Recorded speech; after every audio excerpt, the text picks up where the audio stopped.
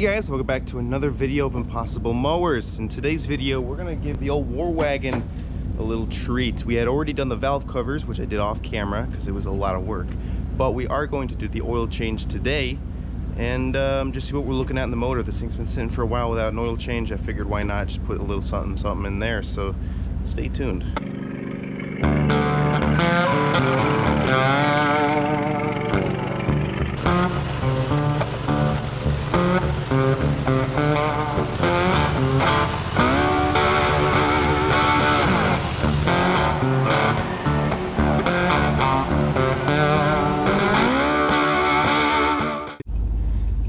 Alrighty guys, let me just shimmy my way to you. Golly. Alright.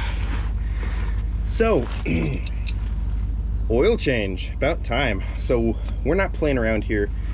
We got the Wix oil filter. Good stuff. These guys have never let me down. I was gonna go Canon, but I mean, this thing's not sporty anyway, so no need to go too fancy. And because this is high mileage, we're going for the high mileage 1040 Pennzoil. This stuff is really good. I use it all the time. It helps a lot with preventing bearing wear, I found out. So, and I've been using this stuff for a long time. I mean, it's really good quality stuff. So I highly recommend you guys buying this kind of stuff for your rig. So without further ado, we're gonna dig right into it. So we got the Wix oil filter, we got the oil. This says in the factory 5 quarts. I really recommend for you guys to bring another quart with you because you don't know if for some reason she's drinking a lot of oil. You can see how this one dripping just a small bit of oil. Most of that is just coolant. You can actually see the coolant dripping on there, which is not ideal. But anyways, what's really famous with these 350s, or in this case this 383, a lot of these motors, and it still happens to motors to this day with LM7s, LS1s. It's a thing with Chevrolet motors, and really just motors in general. Actually, I don't think it's just for Chevys, but what's famous is for the rear main seal to leak.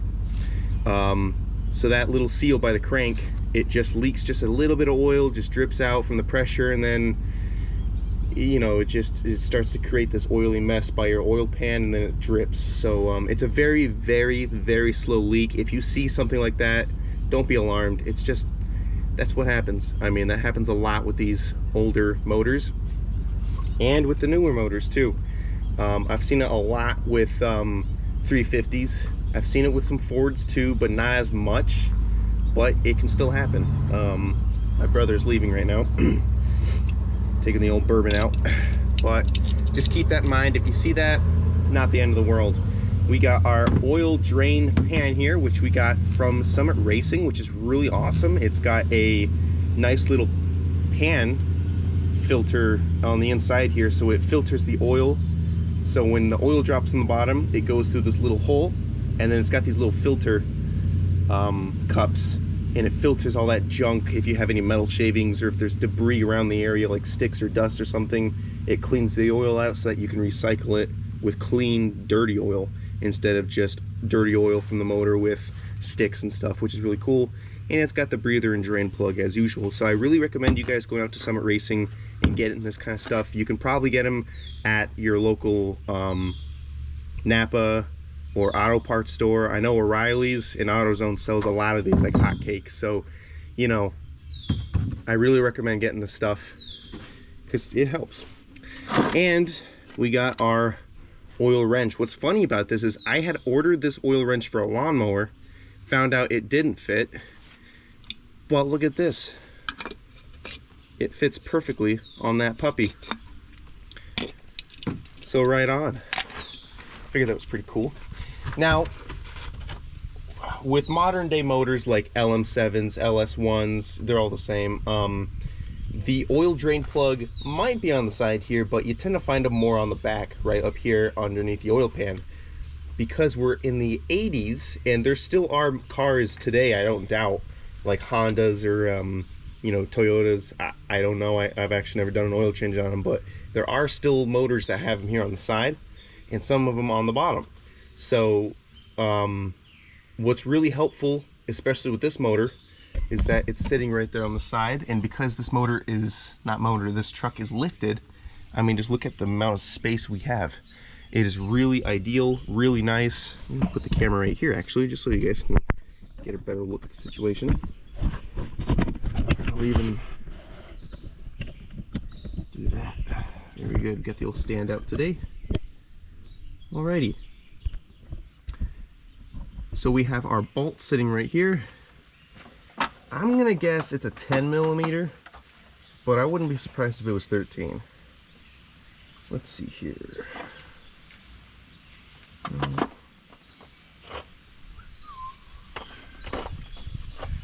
Alright, we'll try with 13 and just see where that takes us. Nope. What is that? That's a 1/2 inch. Oh, my bad. Wrong side. Uh-oh. That's a 13. Nope. Alright. Must be a 14 then. Yep. 14, perfect. Now, before we go unplugging this puppy, I'm actually gonna center this the best I can, move the camera back, make sure it's still good for you guys to see, which it is. I go right about there. So it's still catching the coolant, but it's also getting the oil. Another idea, or careful baby, come on now. Another thing I really recommend for you guys to do, don't play around, get some of the shop rag stuff to absorb any of the oily mess. So if you have any mess like this, you can clean it up properly and not leave a mess where you guys are, or wherever you're doing this. We do like to try to be a little somewhat environmentally safe and not just spill oil everywhere. So, you know, you want to try to do the best you can. You don't want to make a mess. You want to do it right. Alrighty. I'm gonna try this puppy out here. Nice and slow. Oh, come on now. Oh. This is something you don't want to use an impact for, because if you mess those threads up, you're going for a treat. There we go. Excuse me for the coughing. Whew. Wrong pipe. I'm gonna go in nice and easy. So just might go. Should be right there. A lot of old timers will tell you to run the motor before you do this, just so you can get all the gunk from the top to the bottom. But to be honest with you, I really don't see a difference. I've tried it, and looking at the oil from when you did it with the motor running versus just letting it sit and doing it anyways, not that much of a difference. But then again, what do I know? Alright, come on baby. Nice and easy.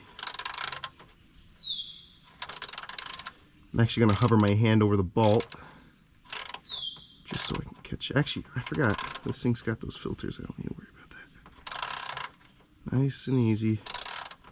Right there, I could feel it. Okay. So we're just going to very lightly let that puppy go.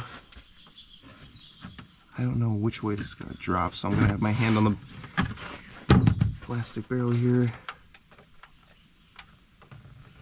Look at that. Perfect. Let's see. Move it a little more this way. There we go.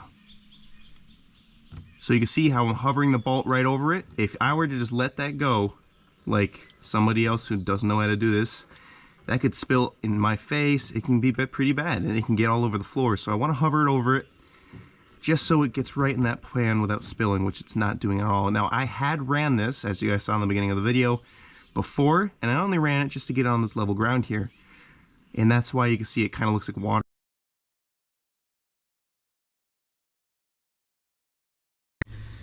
Alrighty, so we got our oil port right in there.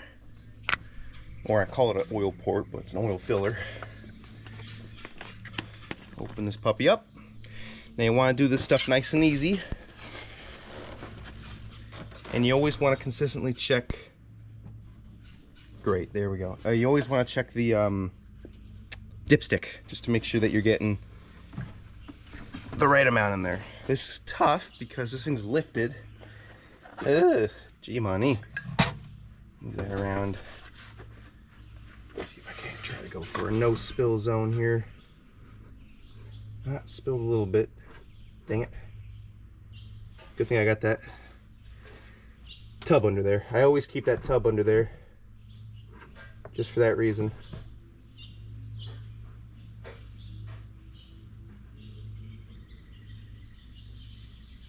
You know what? I'm actually gonna get an oil filter. Yeah. I am losing my mind. I'm going to get a, what's it called? How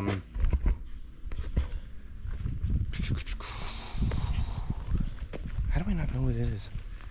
Funnel. I'm gonna get a funnel. So I'm gonna get right back to you guys. There we go. Looking professional.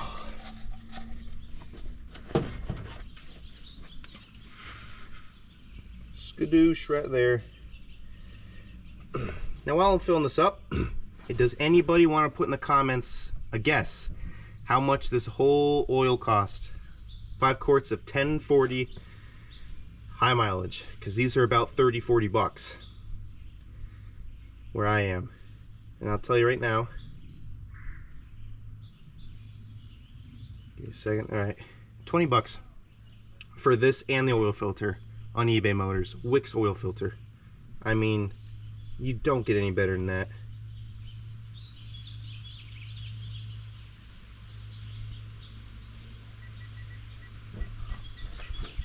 Okay. Very good. So I'm gonna fill it halfway like I just did. Check my dipstick, grab my rag. You guys won't be able to see this part, but grab my rag and not reach for the transmission dipstick like a moron. You're gonna reach for the oil dipstick like a professional. Righty.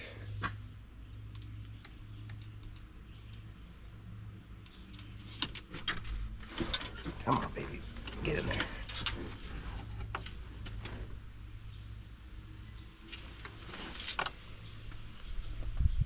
So, still got a little more to add.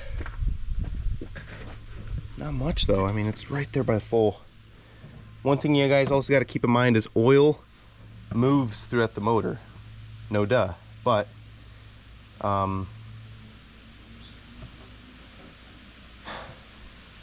it does take a bit for some of that oil from the bottom end or from the top end to reach down to the bottom end. So I'm going to wipe it off with my rag. Wait a little bit, let that stuff drip down on the bottom. And we will check it again. Come on, baby. There we go.